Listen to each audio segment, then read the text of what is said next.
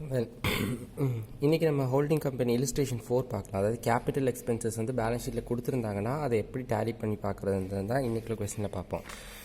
இந்த கொஸ்டினை பார்த்தா the following balance sheets of H Limited and its subsidiary S Limited as on 31st March 1995. Balance ஷீட்டில் usual item கொடுத்துருக்காங்க. Share capital, general reserve, P&L creditors இருக்குது. அசட்டில் machinery, furniture 70% machinery இருக்குது. 70% shares in S Limited at cost 2,60,000. See, this is important. Means S Limited வந்து H Limited அக்யூர் பண்ணது 2,60,000 ருபீஸ்க்கு. எவ்வளோ shares வாங்கியிருக்கோம்? 70% of shares. அதாவது S Limitedோட 70% ஆஃப் ஷேர்ஸை நம்ம 2,60,000 ருபீஸ் கொடுத்து வாங்கியிருக்கோம்னு அர்த்தம். பின்ன ஸ்டாக் இருக்குது, debtors, cash at bank, preliminary expenses இருக்குது. அட்ஜஸ்ட்மெண்ட்ஸில் like H Limited acquire the shares of S Limited on 30th June 1994. நம்ம பேலன்ஸ் ஷீட் பண்ண போகிற டேட் வந்து 31st 3/1995. ஆனால் நம்ம கம்பெனி அக்யூர் பண்ண டேட் வந்து it is 30th June 1994. On 1st April 1994, S Limited general reserves and profit and loss accounts stood at rupees 60,000 and 20,000. அதாவது நம்ம S Limited வாங்குறதுக்கு முன்னாடி, அதாவது on 1st April 1994ல் S Limitedோட ஜென்ரல் ரிசர்வ்ஸும் ப்ராஃபிட் அண்ட் லாஸ் அக்கௌண்ட்டும் 60,000 20,000 இருந்திருக்குன்னு சொல்லியிருக்காங்க. பின்ன no part of preliminary expenses was written off இந்த இயர் எண்ட் 31st 3/1995. ஸோ எந்த ஒரு ப்ரிலிமினரி எக்ஸ்பென்சஸும் ரிட்டன் ஆஃப் ஆகலை. So we need to prepare consolidated balance sheet of H Limited and subsidiary S Limited as on 31st 3/1995. So நம்ம பண்ணும்போது we need to prepare consolidated balance sheet. So we know the format. So இப்படி தான் format இருக்கும். So இந்த கொஸ்டினோட format இது consolidated balance sheet of H Limited and its subsidiary S Limited as on 31st 3/1995. Usual things எழுதியிருக்கேன். Equity and லைபிலிட்டிஸும் அசெட்டும் balance sheet vertical ஃபார்மேட்டில் ரெண்டாக பிரியுது. ஈக்விட்டி அண்ட் லைபிலிட்டிஸில் share holder fund, minority interest and current liability. Share holder ஃபண்டில் share capital amount எழுதுவோம். Reserves and surplus எப்போதுமே அட்ஜஸ்ட்மெண்ட்ஸ் இருக்கும். ஸோ அதை நான் ஹேஷ்டேக் வச்சு மார்க் பண்ணிக்கலாம். லாஸ்ட்டாக ஃபாதர் அட்ஜஸ்ட்மெண்ட்ஸ் பார்த்துட்டு பண்ணிடலாம். மைனாரிட்டி இன்ட்ரெஸ்ட்டும் always will have adjustment. So அதனாலையும் நான் ஹேஷ்டேக் வச்சு மார்க் பண்ணுறேன். பின்ன கரண்ட் லைபிலிட்டிஸ் இருக்குது. ட்ரேட் பேயபிள்ஸ், அதாவது nothing but sundry, creditors, trades payable, இந்த மாதிரி ஐட்டம்ஸ் தான் ட்ரேட் பேயபிளில் வரும். இல்லை பில்ஸ் பேயபிள், இதெல்லாம் தான் இங்கே எழுதுவோம். ஸோ இந்த நம்ம கொஸ்டினை பொறுத்த வரைக்கும் we have only creditors. So இங்கே ட்ரேட் பேயபிள், சன்ட்ரி, கிரெடிட்டாஸ் மட்டும்தான் இருக்கும். அசெட்டில் வந்து நான் கரண்ட் அசெட், கரண்ட் அசெட் ரெண்டு ஹெட்டிங்காக பெரிய. நான் கரண்ட் அசெட்டில் tangible asset and intangible asset. Tangible asset means fixed assets, intangible asset means it is goodwill. நம்ம ப்ரீவியஸ் கொஸ்டினில் பார்த்த மாதிரியே குட்வில்ல always will have calculation. So அதையும் ஸ்டார் வச்சு மார்க் பண்ணிடலாம். பின்ன கரண்ட் அசெட்ஸில் இங்கே பார்க்க போது எதெல்லாம் கரண்ட் அசெட்ஸ் இருக்குது? வி ஹேவ் ஸ்டாக் இல்லாமல் வி ஹேவ் டெப்டாஸ், அது இல்லாமல் கேஷ் அண்ட் பேங்க் பேலன்சஸும் கொடுத்துருக்காங்க. So current assets will have stock, trade receivable is nothing but sundry debtors.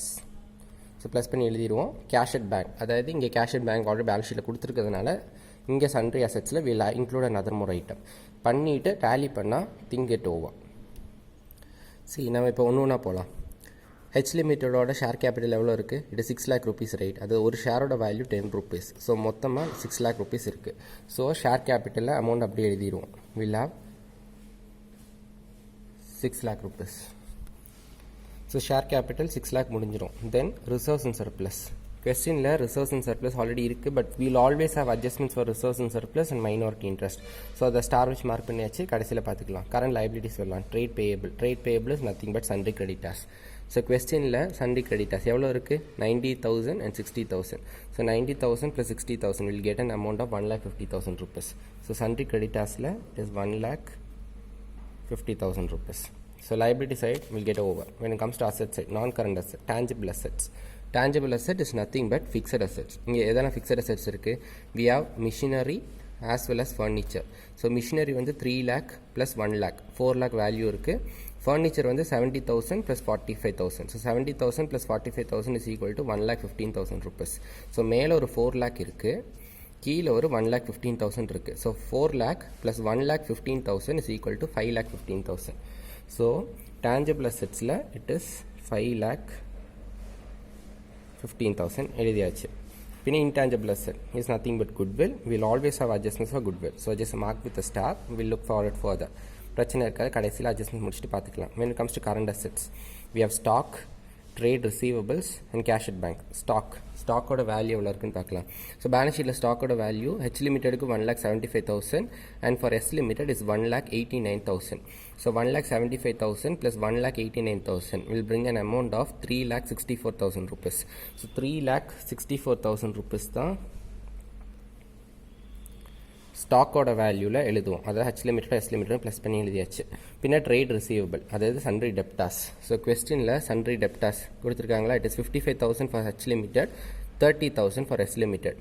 So 55,000 plus 30,000 it is 85,000. So 85,000 டெப்டாஸில் எழுதுவோம். அதாவது ட்ரேட் ரிசீவபிளில் 85,000 எழுதியாச்சு. பின்ன cash at bank. When it comes again to the cash bank, like balance sheet பார்க்கும்போது 50,000 plus ஒரு 10,000 to 60,000 rupees. So cash at bankல 60,000 rupees எழுதிடலாம். See, most of our consolidated balance sheet items got over by now. இங்கே இனி நம்ம reserves and surplus கண்டுபிடிக்கணும், minority interest கண்டுபிடிக்கணும். கண்டுபிடிச்சா liabilities will get over. When it comes to asset sheet, நமக்கு goodwill மட்டும்தான் இருக்குது. ஸோ only 3 adjustments பாஸ் பண்ணால் கண்டுபிடிச்சிடலாம். ஸோ இதை எப்படி பண்ணலான்னு பார்க்கலாம். So will go one by one. First ratio எவ்வளோன்னு பார்த்துக்கலாம். ஸோ 70% ஆஃப் ஷேர்ஸ் அக்யூர்ட், அதாவது பேலன்ஸ் ஷீட்டில் அசட் சைடில் கொடுத்துருக்காங்க 70% shares in S limited at cost 2,60,000 rupees. H லிமிட்டடோட சைடில் கொடுத்துருக்காங்க. மீனிங் என்னென்னா எஸ் லிமிட்டட் வந்து ஹச் லிமிட்டட் 2,60,000 rupees கொடுத்து தான் வாங்கியிருக்கு. For how many shares? 70% of shares. So holding கம்பெனிக்கு வந்து 70% ஆஃப் ஷேர்ஸ் நம்ம வாங்கிடுறோம். ஆனால் பாக்கி ஒரு 30% இருக்குல்ல, அவுட் ஆஃப் 100%ல் 70% of shares is going to holding company and 30% is going for outsiders. அவுட்சைடர்ஸ்க்கு நம்ம கூப்பிட்ற பேர் தான் மைனாரிட்டி ஒரு மைனாரிட்டி இன்ட்ரெஸ்ட் கொடுத்து கால்குலேட் பண்ணுவோம். So it is always outsiders. So 70% ஹோல்டிங்க்கும் 30% அவுட்சைடர்ஸ்க்கும். ஸோ ரேஷியோ ஃபார்மில் ஸ்ப்ளிட் பண்ணும்போது இட் இஸ் 70:30. ஃபர்தராக நான் ஸ்ப்ளிட் பண்ணால் இட் இஸ் 7:3. ஸோ சிம்பிளாக பார்ப்போம். அப்போ ஹோல்டிங் கம்பெனி அதாவது ஹச் லிமிட்டெடுக்கு எவ்வளோ ஷேர் போகும்னா இட் இஸ் 7/10, மைனாரிட்டிக்கு 3/10. டன் ரைட், பக்கா ஈஸியாக ரேஷியோ கண்டுபிடிச்சாச்சு. ஸோ இதை வச்சு தான் பாக்கி கேல்குலேஷன் பார்ப்போம். Then will come to revenue profit. So இங்கே ரெவன்யூ ப்ராஃபிட் பார்க்கும்போது general reserves profit and loss account. See balance ஷீட்டில் எஸ் லிமிட்டடோட general reserve it is 70,000, profit and loss account it is 50,000 rupees. So general reserve 70,000, profit and loss account 50,000. So 1,20,000 rupees already இருக்கு. Apart from that, in adjustments they have given clearly that on 1st April 1994, S Limited general reserves and profit and loss account stood at rupees 60,000 and 20,000. நம்ம கம்பெனியை வாங்குற date 30th June 1994. ஆனால் on 1st April 1994ல S லிமிட்டடோட general ரிசோர்ஸும் P&L அக்கௌண்ட்டும் 60,000 20,000 காட்டியிருக்குன்னு சொல்லியிருக்காங்க. விச் மீன்ஸ் நம்ம கம்பெனியை வாங்குறதுக்கு முன்னாடியே அங்கே ரிசர்வ்ஸும் ப்ராஃபிட் அண்ட் லாஸ் அக்கௌண்ட்டும் அடிஷ்னலாக இருக்குது. So 60,000 + 20,000 it is 80,000. ஆல்ரெடி நம்ம கம்பெனி வாங்குறதுக்கு முன்னாடியே அவங்க கையில் இருக்குது. ஸோ அதையும் ப்ளஸ் அந்த 80,000, ஸோ 60,000 20,000 ப்ளஸ் பண்ணி ஆல்ரெடி பேலன்ஸ் ஷீட்டில் இருக்க 1,20,000 மைனஸ் பண்ணுறேன். ஸோ பாக்கி இருக்கிற அமௌண்ட் எவ்வளோ 40,000 rupees. This 40,000 rupees is for the entire year, current year profit. அப்படியே எழுதிடலாம்னா it is current year profit. So we have current year profit of 40,000 rupees. Then come back to the question. It is H Limited acquired the shares of S Limited on 30th June 1994. We are doing balance sheet for 31st 3/1995. Right from 30th June 1994. June முடிஞ்சு July, August, September, October, November, December, January, February, March. So it is all around 9 months, right? June முடிஞ்சு July, August, September, October, November, December, January, February, March. We have 9 months balance. So 40,000 current year profitல நம்ம company வாங்கினதுக்கு அப்புறம் எவ்வளோ இருக்குன்னு பார்ப்போம். So 40,000 into 9/12, அதாவது from 30th June till 31st March 1995 எடுக்கும்போது 9 months. So 40,000ஓட 9/12 எடுக்கும்போது 30,000 rupees வரும். இந்த 30,000 is for 10%, அதாவது 100%. நான் நம்ம அக்யூர் பண்ணது 70% தானே. ஸோ 30,000ல் நமக்குள்ள பர்சன்டேஜ் எவ்வளோன்னு பார்க்கணும். ஸோ ஹச் லிமிட்டெடுக்கு 30,000 into 7/10 நம்ம ரேஷியோ ஃபார்மில் ஸ்ப்ளிட் பண்ணி கண்டுபிடிச்சோம். இது நம்மளோட ஷேர், இது மைனாரிட்டி இன்ட்ரெஸ்ட், அதாவது அவுட் சைடர்ஸோட ஷேர். ஸோ நம்மளோட ஷேர் 7/10ல் 30,000 எடுக்கிறோம். 30,000 7/10 எடுக்கும்போது 21,000 for H limited and 30,000 into 3/10 it is 9,000 for minority. So revenue ப்ராஃபிட்டை H limited and minority split பண்ணி கொடுத்தாச்சு. It is 21,000 and 9,000 rupees. Then note rotate. பின்ன when it comes to capital profit, மறுபடி general reserves on 1/4/1994 60,000 and profit on 1/4/1994 20,000. It is additional profit. Adjustments கொடுத்துருக்காங்க. So general ரிசர்வ்ஸும் profit and loss அக்கௌண்ட்டும் 60,000 20,000 ஸ்டுடாக இருக்குன்னு சொல்லிங்க. It is 80,000 rupees. ஆக்சுவலாக அடிஷ்னலாக பேலன்ஸ் ஷீட்டில் இல்லாத ஐட்டம் இருக்கிற ஐட்டம் தாண்டி அடிஷ்னலாக ஜென்ரல் ரிசோர்ஸும் ப்ராஃபிட் அண்ட் லாஸ் அக்கௌண்ட்டுக்கும் நமக்கு இருக்குது. ஸோ 80,000 ரூபி அடிஷ்னலாக இருக்குது. ஸோ இந்த 80,000 rupeesல what is the current year profit that we have right now? It is 40,000 rupees right. Already balance ஷீட்டில் கொஞ்சம் இருந்துச்சு, நம்ம இப்போ கிடைச்ச ஐட்டம் மைனஸ் பண்ணிட்டு right now we have profit only 40,000 rupees.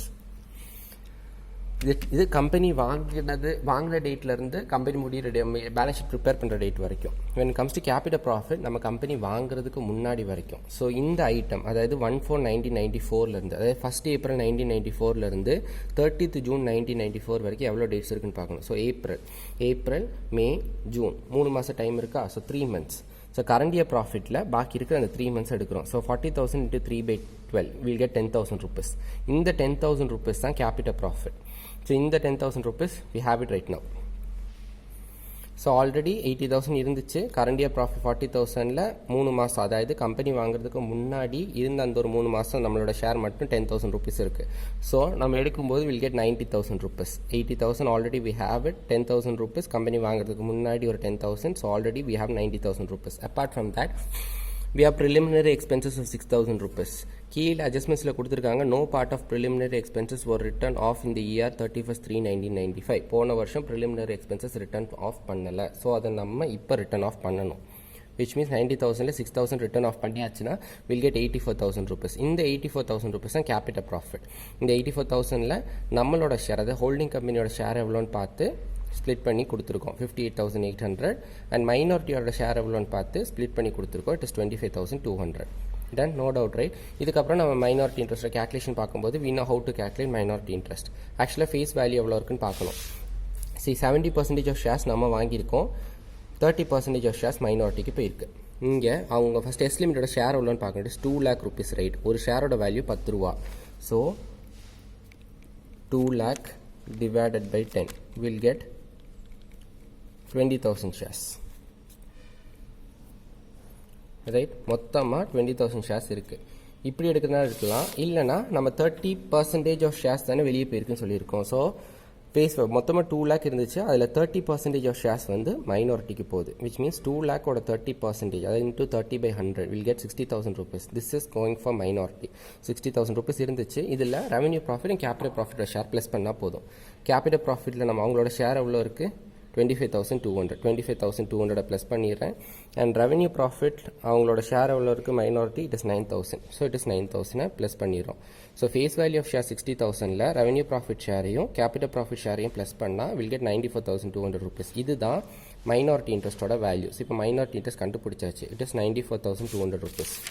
இதை நம்ம எழுதிடலாம். ஸோ மைனாரிட்டி இன்ட்ரெஸ்ட்டில் 94,200. So we got minority interest. இதுக்கப்புறம் நமக்கு ரிசர்வ்ஸ் அண்ட் சர்ப்ளஸும் குட்வில்லும் கண்டுபிடிக்கணும். ஸோ இதுக்கப்புறம் குட்வில் எப்படி கண்டுபிடிக்கிறதுன்னு பார்க்கலாம். C when it comes to goodwill, amount actually paid 2,60,000 rupees. Balance ஷீட்டில் 70% of shares in S limited cost 2,60,000 rupees. நான் ஃபஸ்ட்டே சொன்னேன், எஸ் லிமிடெட் வந்து ஹச் லிமிடெட் இந்த பைசா கொடுத்து தான் வாங்குறாங்க. ஸோ நம்ம ஆக்சுவலி எவ்வளோ பே பண்ணியிருக்கோம்? 2,60,000 rupees. 2,60,000 பே பண்ணி தான் ஹச் லிமிட்டடாக வாங்கியிருக்கோம். ஆனால் ஆக்சுவலி எவ்வளோ பே பண்ணியிருக்குன்னு பார்க்கலாம். நம்ம 70% தானே வாங்கியிருக்கோம். ஸோ ஆக்சுவலாக எவ்வளோ 2 lakh வேல்யூ இருந்திருக்கு. ஸோ 2 lakhல 70% எடுத்தால் it is 1,40,000 rupees. See actually 1,40,000 rupees தான் வேல்யூ. ஆனால் நமக்கு அவனுக்கு 2,60,000 rupees கொடுத்து வாங்கியிருக்கோம். ஸோ ஆக்சுவல் ஃபேஸ் வேல்யூவில் நம்ம கொடுத்த அமௌண்ட்டில் ஃபேஸ் வேல்யூ மைனஸ் பண்ணும். ஸோ 1,20,000 rupees கிடைக்கும். இதில் வில் ஆல்வேஸ் மைனஸ் கேபிட்டல் ப்ராஃபிட்டோட ஷேர். நம்ம கேபிட்டல் ப்ராஃபிட் ஹச் லிமிட்டோட ஷேர் வந்து 58,800 rupees. ஸோ 1,20,000 58,800 மைனஸ் பண்ணால் 61,200 rupees. This is the value of goodwill. இப்போ குட்வில்லும் கண்டுபிடிச்சாச்சு. ஸோ குட்வில்லோட வேல்யூ வந்து 61,200 rupees. இதை எழுதிடலாம். குட்வில்லோட value 61,200 rupees. Now asset side got over. Liability சைடில் பார்க்கணும். ரிசர்வ்ஸ் அண்ட் சர்ப்ளஸ் பாக்கி இருக்குது. ரிசர்வ்ஸ் அண்ட் சர்ப்ளஸ் கேல்குலேஷன்ஸ் போகும்போது ஜென்ரல் ரிசர்வ்ஸ் பேலன்ஸ் ஷீட்டில் பார்க்கலாம். நம்மளோட ரிசர்வ் எவ்வளோ இருக்கும்? 1,50,000. ப்ராஃபிட் ஒரு 70,000. ஸோ அதை ஃபஸ்ட் எழுதிடலாம். 1,50,000 70,000 2,20,000 rupees ஆல்ரெடி நம்ம கையில் இருக்குது. இது பத்தாதுன்னு நம்ம ரெவன்யூ ப்ராஃபிட்டோட ஷேரை ஆட் பண்ணுவோம். 21,000 rupees. நம்ம ரெவன்யூ ப்ராஃபிட் நமக்கு கிடைச்ச அமௌண்ட் 21,000. ஸோ அதையும் கூடி இங்கே ஆட் பண்ணும்போது will get 2,41,000 rupees. This 2,41,000 rupees will get over to reserves and surplus. முடிச்சுட்டு நம்ம ப்ளஸ் பண்ணும்போது will get an amount of 10,85,200. So 10,85,200. இங்கிட்டும் 10,85,200. So done, right? So illustration 4 got over.